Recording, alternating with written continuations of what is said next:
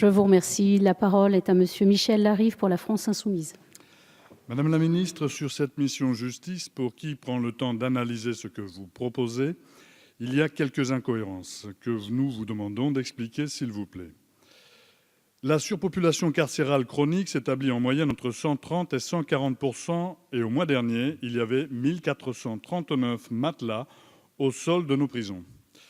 Vous parlez de 15 000 places de prison nouvelles prévues sur le quinquennat, alors qu'il serait plus rapide et efficace de développer en urgence les alternatives à l'incarcération, qui sont par ailleurs moins coûteuses. Rappelons que ces alternatives à l'incarcération diminuent le taux des récidives.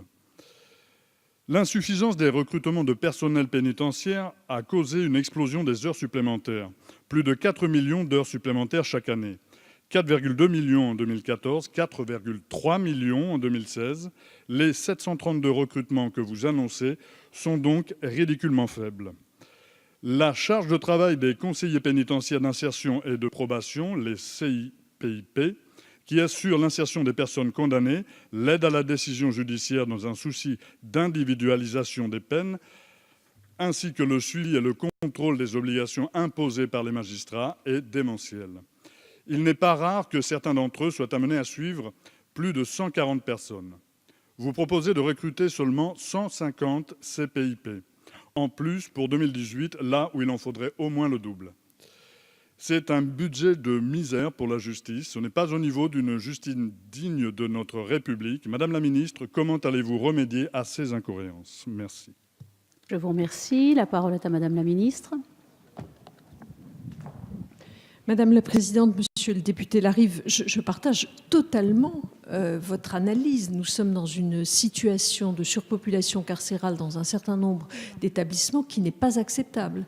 C'est totalement inefficace par rapport au sens de la peine. C'est insécure pour les personnels et donc pour la société. C'est indigne. Je partage absolument votre analyse.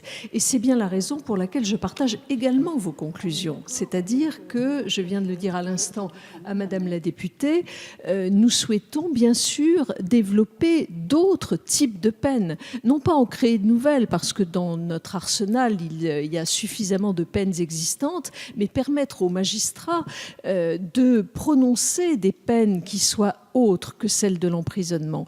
Nous partageons là totalement votre analyse et c'est bien ce que nous allons faire dans la loi pénale que j'aurai le plaisir et l'honneur et l'avantage de vous présenter en fin de printemps prochain.